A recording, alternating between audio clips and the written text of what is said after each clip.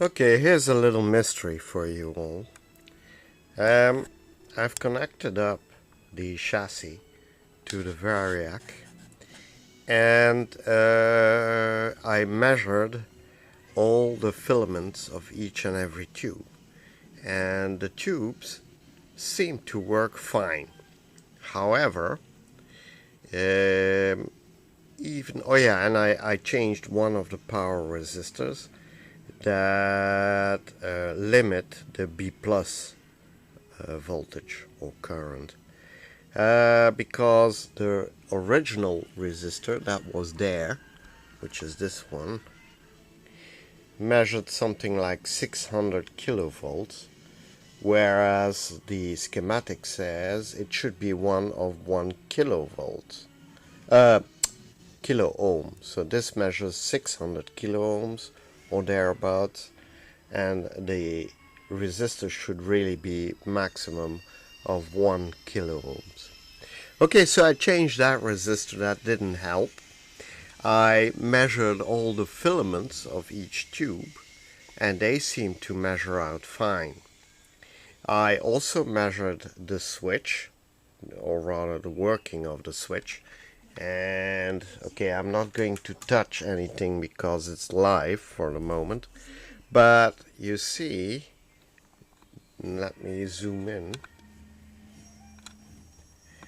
Down below the switch you see the two pins where the mains come in, so these big fat black wires, and then you see two pins to which the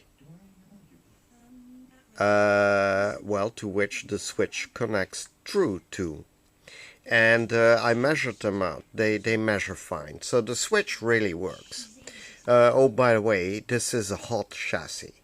Yeah, so whenever you work with a hot chassis, be careful, because if you're not, you might get a really nasty shock. Okay, so anyway, the switch works. I do get mains. I changed the power resistor in the B plus circuit. I measured all the filaments of all the tubes. They seem to be fine, and still nothing seems to work. So if we take a look at the schematic,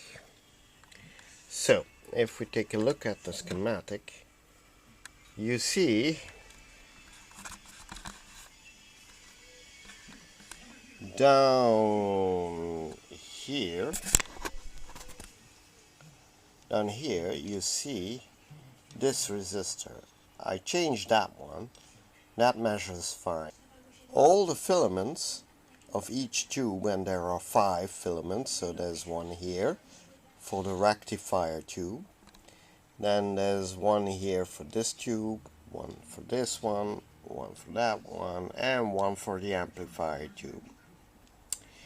Now, like I said, all the filaments seem, at least at first sight, to be connected in series.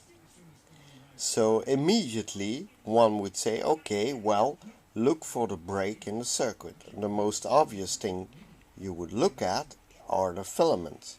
But the filaments show to be okay. So if the problem is not, if the problem is not the filaments, then what on earth could be the problem?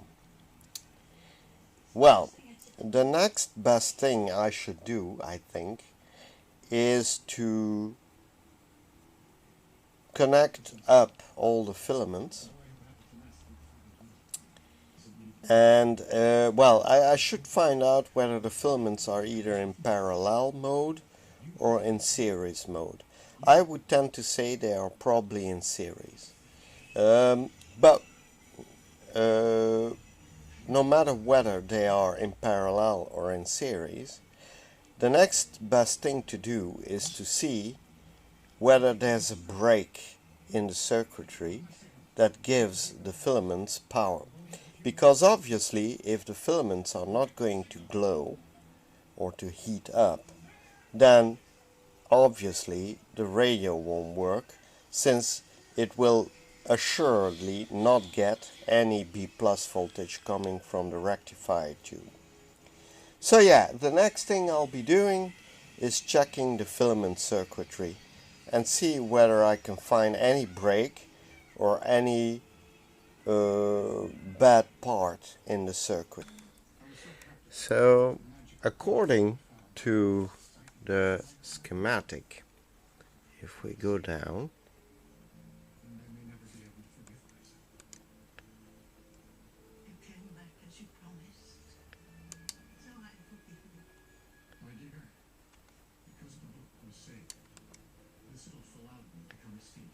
if you go down and you look on the parts position, hang on, I need to find the right okay, on the left you see there is a power resistor here, yeah, depicted by R2, R3, R4.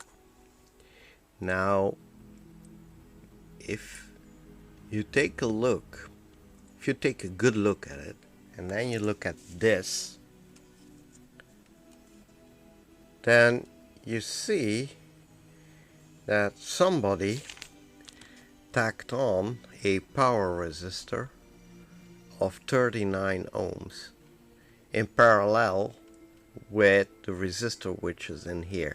So this is a wire wound power resistor, yeah, which has 3 resistors on it, one of 180, one of 200, and one of 400 ohms.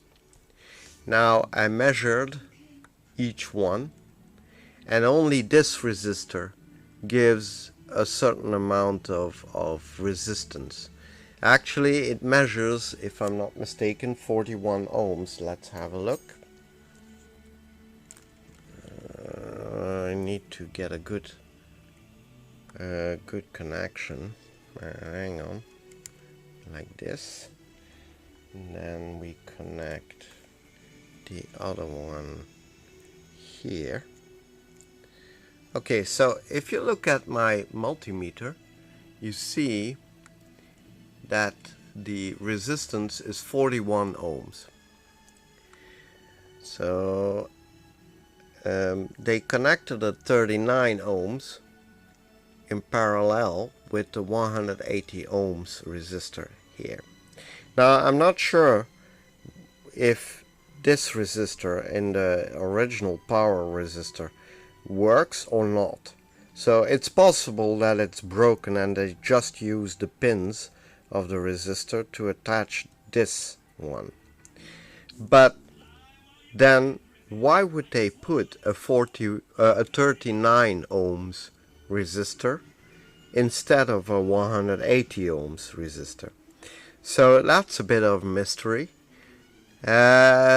So I'm reduced to well, following the wires and see where they lead to exactly, and then try to find out together with the schematic why anybody would have wanted to tack on that power resistor here. Okay, I rigged the chassis of the Philips with a new resistor network. It's only temporary, so that's why it doesn't look very pretty, but I just rigged it up so that I could test the chassis.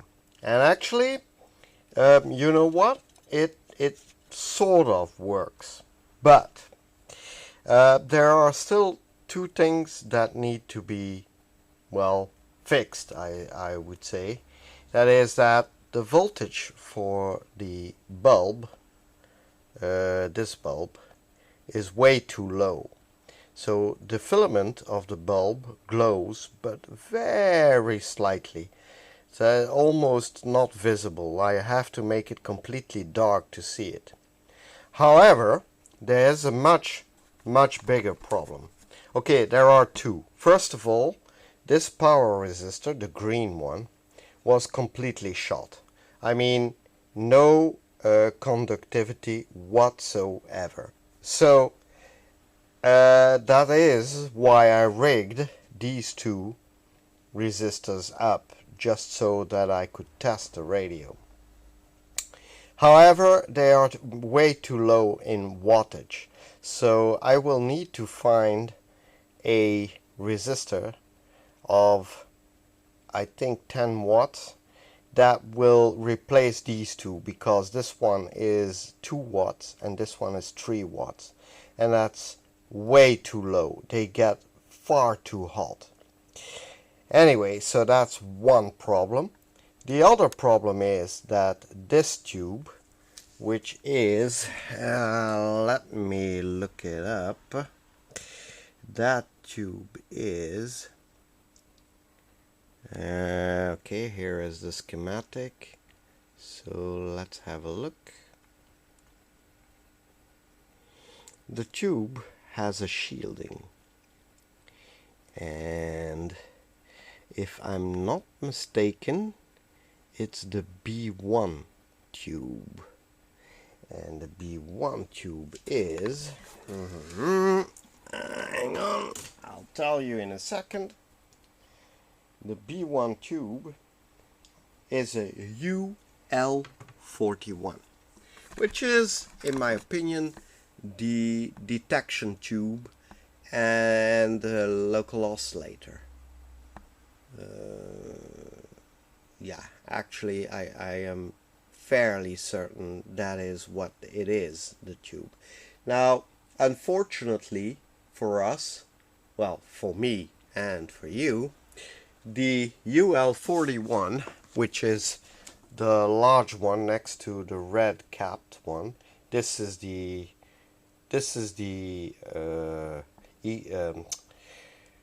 rectifier tube, yeah.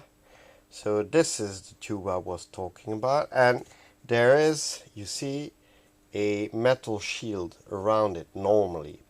Now I took off the shield so that you would see that this tube is actually gassy. So it lights up a very pretty blue color. But that means that there is air in the tube. And so fairly soon this tube will fail. So I will need to find another new old stock UL41, or no way can we make this chassis work. Now another thing is, there is sound coming from the speaker, as you will hear in a second. However, it's just crackling. But I suspect that with a bad UL41, so a bad detection tube, well, receiving anything with this chassis in the state it is right now would be probably impossible. Anyway, I don't want to take away some of your pleasure by not showing to you how a gassy tube looks like. So, but mind you, I'll only be able to keep it up for a few seconds, a minute at most, because like I told you, the power resistors which I rigged up are way too weak. Now, I suspect in the past somebody must have had a go at trying to, well, sort of make the radio play again, because well, some of the capacitors had failed or were failing, and this resistor, the original power resistor, had failed. So that is why they stuck a 39 ohms resistor in parallel with this one. But anyway, now I know that if I manage to make a new power resistor to replace this one, or if I find one which looks more or less like this one, then and a tube, then I'm fairly certain we can make the radio work once again. Okay, so now I also coupled my multimeter to the B plus voltage, so as to have an idea of what the B plus voltage should be, more or less. So well, keep looking at the screen, because I tell you this is going to be a very, very short demonstration. Okay, so well, here we go. 3, 2, 1. Yeah. Okay, false start. I forgot to put it in the variac. Okay. Okay, now it's good. So, I hope you guys are ready, because, well, like I said, this is going to be a very short demonstration. Don't jump if you see the UL41 well, blink very brightly. That means it will pop. Okay, so, and if you see a little bit of smoke rising from one of the power resistors, well, like I told you, they are a bit too weak. Okay, enough talking. So, here we go. 3, 2, 1, fire.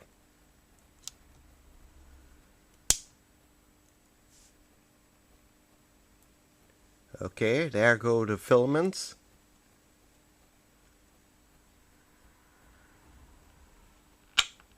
Yep. And as you can see, it glows a nice purple blue. There's some crackling from the speaker,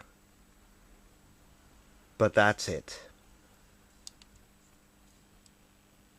Okay, so well, that's how a gassy tube looks like. Yeah, you can see, there it goes. Yeah.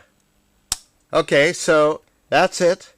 Unfortunately, it's a no-go for the moment. With a gassy tube, no way. Can't make it work. But it's a success of sorts. So I managed to find at least 2 reasons why the chassis didn't work. And, well, I still need to find a reason why the light bulb for the dial illumination, well, it glows, but very weakly. So I don't know why, but there must be a reason why it glows so slightly, only so slightly. So yeah, well, that will need to be fixed too. Oh yeah, I forgot to show you the B plus voltage, so let's give it a try again. Okay, mind you, I'm not, well, let me see. Okay, yeah, I'm at 220. Okay, so the mains is on 220. So there it goes. Let's switch it on.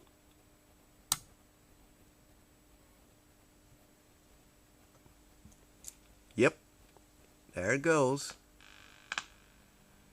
Ooh, there's serious glow from the tube. It's so bright you can even see it with the lights on. So the B plus voltage stabilizes around 230 volts.